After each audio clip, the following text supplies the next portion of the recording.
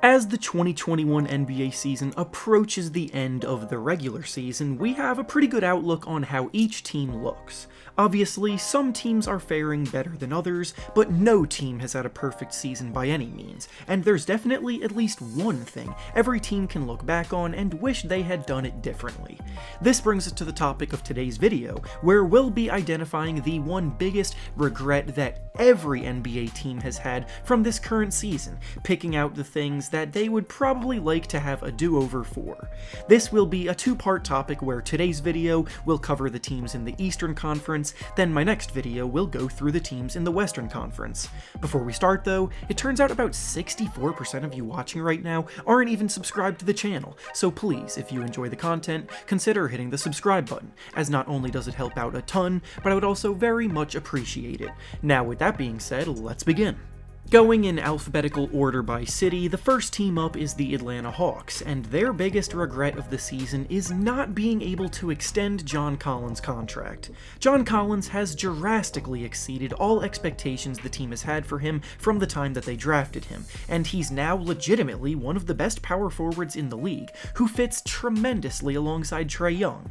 Because of that, you would think that the team's mission would be to get him signed long-term, but discussions between him and the team went nowhere. Collins has been very vocal in interviews about how he knows there are other teams that are interested in him, and while the Hawks can still match any offer Collins receives in free agency to retain him, letting things get to this point just isn't an ideal way to treat one of your best players. Next up is the Boston Celtics, and their biggest regret of the season is rejecting a trade from the Pacers that included Miles Turner and a first-round pick in exchange for Gordon Hayward. One of the biggest and most glaring weaknesses for the underachieving Celtics this year is the center position, and Miles Turner would have been the perfect guy to bring in. He's currently in the Defensive Player of the Year conversation, he confidently spaces the floor with his three-point shooting, and he's a low-usage guy on offense, which works perfectly alongside guys like Jason Tatum, Kemba Walker, and Jaylen Brown. Instead, before the season started, they let Hayward walk for essentially just a trade exception that ended up getting them Evan Fournier later on, but Fournier doesn't nearly help the team as much as Miles Turner would have. Next up is the Brooklyn Nets, and while there really isn't much to regret about their season so far, they probably wish they could have traded Spencer Dinwiddie for a player that could have helped them now, with their title window being as open as ever at the moment. With Dinwiddie likely done for the season because of an injury, the Nets were reportedly offering him to teams at the trade deadline, but they couldn't find a deal in time. The Nets are very top-heavy with elite shot creators, and even when healthy, Dinwiddie's skill set seems like way too much overlap with players like Harden, Durant, and Irving. Trading him for a player or two that could fill some of their weaknesses would have been much more ideal, but it just didn't get done. The next team up is the Charlotte Hornets, and their biggest regret of the season is not starting LaMelo Ball sooner. The Hornets have been a surprise playoff contender this season, and their year could have been even better from the start if their coach had been quicker to a lineup change to give LaMelo Ball the bigger role that he clearly deserved. LaMelo was coming off the bench for the first 20 games of the season, and the team had a losing record in that span. Devontae Graham was in a major shooting slump early on in the year, Ball was giving them terrific production off the bench, and it was clear that Ball was the better option. Since he got placed into the starting lineup, the team has had a winning record in the games that Ball started. Ball's individual production soared to averaging about 20 points, 6 rebounds, and 6 assists in that span, and had they made this change sooner, they could have had a little more cushion in the playoff hunt right now.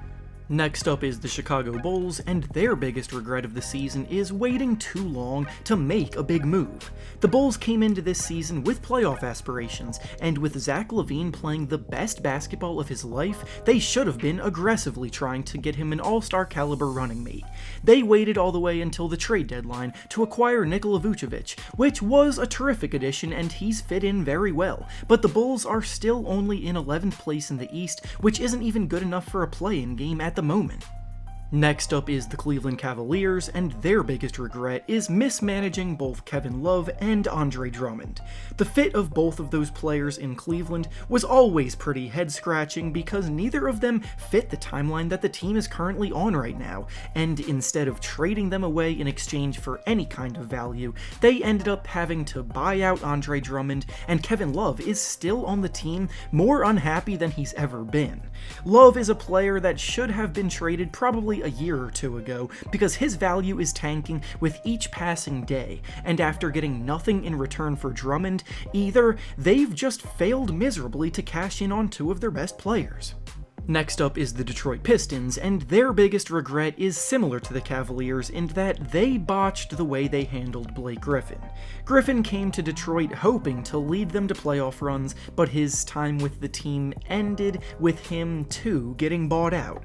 As the injuries piled up, the combination of Griffin's contract plus his play resulted in his value also tanking, and as a result, the Pistons got nothing out of it besides some dead cap. Next up is the Indiana Pacers, and their biggest regret of the season is holding on to both Domantas Sabonis and Miles Turner. The Pacers are in a tough spot with this because two of their best players are best suited for the center position. Sabonis is much better offensively, and Turner is much better defensively. The advanced numbers tell us that the Pacers are much worse when they're both on the court together than they are when either one of them gets to play center with the other on the bench, and the pairing is holding them back. They will have to make a decision on which one they want to keep, which will be difficult, but unfortunately it needs to be done. Next is the Miami Heat, and their biggest regret of the season is allowing Tyler Herro to be what held them back from getting James Harden. The time for the Heat to have gone all in on a championship run was perfect for right now because last year they showed that they were good enough to get there. Getting an elite shot creator and overall offensive juggernaut like Harden would have taken them to another level, but the Heat seemed to heavily overvalue Tyler Herro and his potential. Obviously, it wasn't going to be a one-for-one swap for those players, but every report seems to indicate that the inclusion of Herro in the trade is what prevented the deal from happening, which in hindsight is a mistake. Up next, we have the Milwaukee Bucks, and their biggest regret is overpaying their core. They successfully got Giannis Antetokounmpo to re-sign with them for the long run, which is great, but once that happened, their priority should have been to create as much flexibility as possible to ensure that they can continue to bolster the team around him. They traded for Drew Holiday in a move that should help them in the playoffs, but then they gave him a max contract extension, which really seems like a lot, and combined that with the max contracts of Giannis Antetokounmpo and Chris Middleton, they have 3 players next year that alone bring them to the salary cap limit. If this core isn't good enough to win a championship, then improving is going to be difficult for them. Up next is the New York Knicks, and their biggest regret of the season is giving Elfrid Payton too big of a role. Coach Tom Thibodeau is a defensive-first coach who has worked wonders for the Knicks this season, helping them become a top 3 defense in the league. But with this, he's also favored Payton a ton over some of their other talent at the point guard position that has undoubtedly been better than him. With Elfrid Payton on the court, the Knicks are 7 points worse, going from being outscored by 2 points per 100 possessions with Payton on the court to actually outscoring their opponents by 5 points per 100 possessions with him on the bench.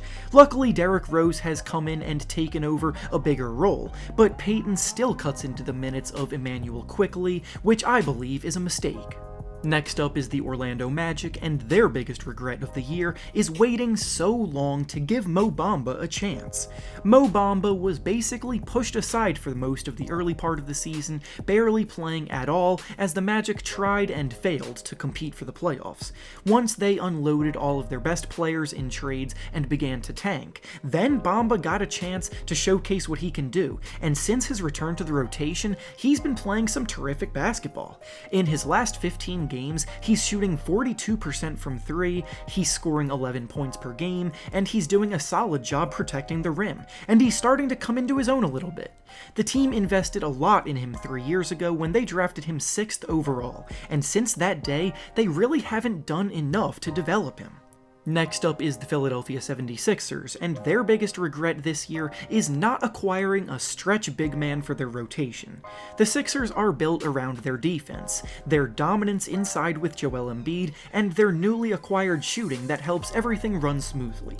But they smartly try to stagger the minutes of Joel Embiid and Ben Simmons for periods of the game, and lineups with Simmons and backup big men like Dwight Howard have struggled, because Dwight limits the spacing on the floor when paired with Ben Simmons. The Sixers starting lineup has been one of the most effective lineups in the league this year because everyone around Ben can shoot and it opens things up a ton for his creation, but the team's bench lacks that kind of impact. Next up is the Toronto Raptors, and their biggest regret is not trading Kyle Lowry when they had the chance. The Raptors are currently in 12th place in the East. Their season has been very disappointing based on their preseason expectations, and Lowry hits free agency this summer. They had several teams very interested in him at the trade deadline, and cashing in on him, acquiring assets, was probably in their best interest, but instead, they overvalued him and risk losing him for nothing this summer. And finally, the last team up is the Washington Wizards, and their biggest regret is paying Davis Bertans an $80 million contract in the offseason. Bertans got paid big money this offseason because of the fact that he was an elite shooter, but this season he hasn't brought the kind of value they were expecting from him at all. He is still shooting over 40% from 3, but he's a complete liability on defense, he can get out of control with his shot selection, and he doesn't really contribute much else, so the team was probably better off saving that money and spending it elsewhere. And with that being said, that's all I have for you today. Make sure to like the video, subscribe to the channel, and comment down below what you think these teams have regretted from this season. Thanks for watching, and I'll see you all next time.